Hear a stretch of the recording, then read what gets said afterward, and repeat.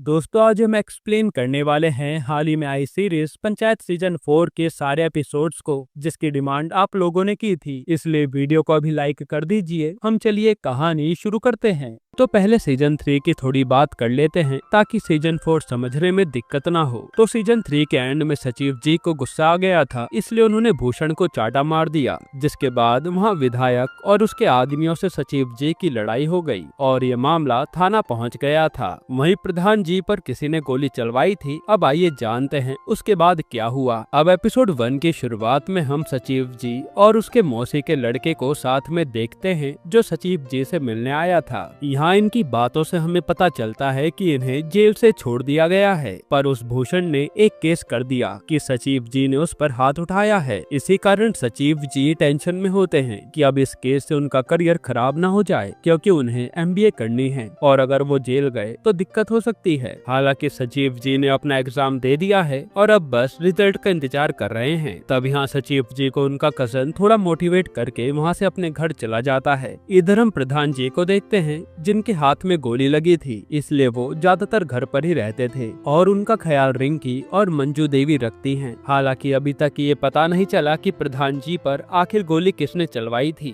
फिर रात में जब सचिव जी सोने की कोशिश करते हैं तो उन्हें ये सोच कर नींद नहीं आती कि कहीं भूषण के केस के कारण उन्हें जेल न जाना पड़े। तब वो सीधा प्रहलाद को फोन करके शराब के बारे में पूछते हैं कि थोड़ी पड़ी हो तो लाओ मन हल्का कर लूं। तब प्रहलाद उन्हें सीधा अपने घर बुला लेता है और ये दोनों जाम लगाने लगते हैं। वहीं हम विकास और उसकी पत्नी खुशबू को देखते हैं, जो ये डिस्कस कर रहे थे कि उन्हें जो प्रहलाद ने पैसे दिए हैं वो उसका क्या करें। असल में प्रहलाद को उनके बेटे के शहीद होने के कारण सरकार ने कुछ पैसे दिए थे, जो कि प्रहलाद ने विकास को दे दिए। तब यहाँ खुशबू कहती है कि वो 40 लाख हैं, तो हम अच्छी सी जमीन ले लेते हैं और बाकी जो पैसा बचेगा उसका सोना ले लेंगे। तभी इन्हें आवाज आती है किसी के जोर जोर से चिल्लाने की और पता चलता है कि ये तो सचिव जी हैं, जिसे दारू चढ़ गई है और प्रहलाद से वो कह रहे हैं कि आज मैं उस भूषण को छोड़ूंगा नहीं, आज उसे अच्छे से पीटूंगा, उसके कारण मेरे ऊपर केस हुआ है। उसी समय वहाँ विकास भी आ जाता है और वो सचिव जी को समझाने लगता है, लेकिन सचिव जी तो मानने को तैयार ही नहीं थे। तब विकास कहता है कि अब भूषण को मारोगे तो बिना केस के जेल जाना होगा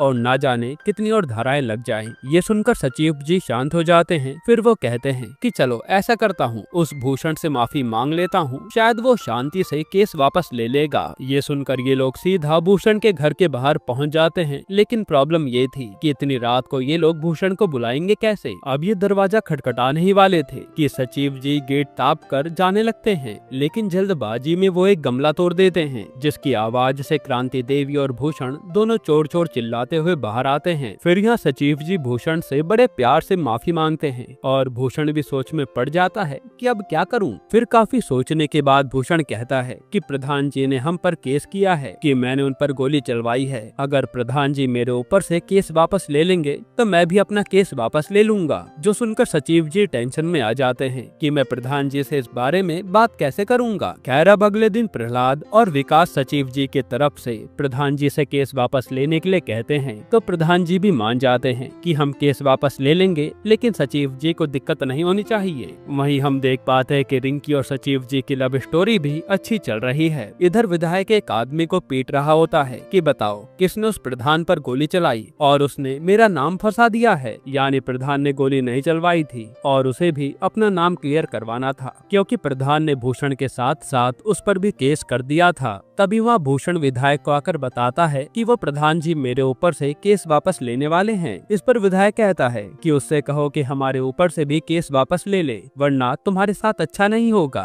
जो सुनकर भूषण सोच में पड़ जाता है कि ये बात मैं प्रधान से कैसे करूंगा। इसके बाद ये लोग सीधा थाने पहुंचते हैं और वह भूषण आता ही कहता है कि मेरी एक और शर्त है, आपको विधायक से भी अपना केस वापस लेना होगा। जो सुनकर मंजू देवी इसके लिए भी मान जाती है और जैसे वो लोग पुलिस वाले से अपना केस वापस लेने की बात करते हैं, तो पुलिस वाला कहता है कि अगर आपने केस वापस ले लिया तो अब सवाल यह है कि आप पर गोली चलवाई किसने थी, क्योंकि अब चुनाव का टाइम है तो लोगों को यही लगेगा ना कि प्रधान जी ने खुद पर गोली चलवाई चलवाई थी वोट पाने के लिए। ये सुनकर सब टेंशन में आ जाते हैं। फिर ये लोग बाहर आकर डिस्कस करने लगते हैं कि हमें क्या करना चाहिए। तब सचिव जी प्रधान जी से कहते हैं कि आप केस वापस मत लीजिए, जैसा चल रहा है चलने देते हैं। मेरे ऊपर लगा केस मैं खुद हैंडल कर लूंगा, वरना लोग आप पर सवाल उठाएंगे कि गोली आपने खुद ही चलवाई थी। तभी वहाँ विनोद आता है जो बताता है कि भूषण भाई की एक और शर्त है कि आपको उस विधायक का घोड़ा उसे वापस करना होगा। जो सुनकर इन लोगों को गुस्सा आ जाता है कि ये लोग शर्त बढ़ाते जा रहे हैं, और फिर थोड़ा सोचकर ये लोग बिना केस वापस लिए ही चले जाते हैं। अब जैसे ये बात पुलिस वाले को पता चलती है तो वो भूषण को गरियाने लगता है कि जब अच्छा खासा केस हट रहा था तो ये शर्तें बढ़ाने के लिए किसने कहा था। जो सुनकर भूषण भी उदास हो जाता है। यहीं पर एपिसोड 1 खत्म होता है।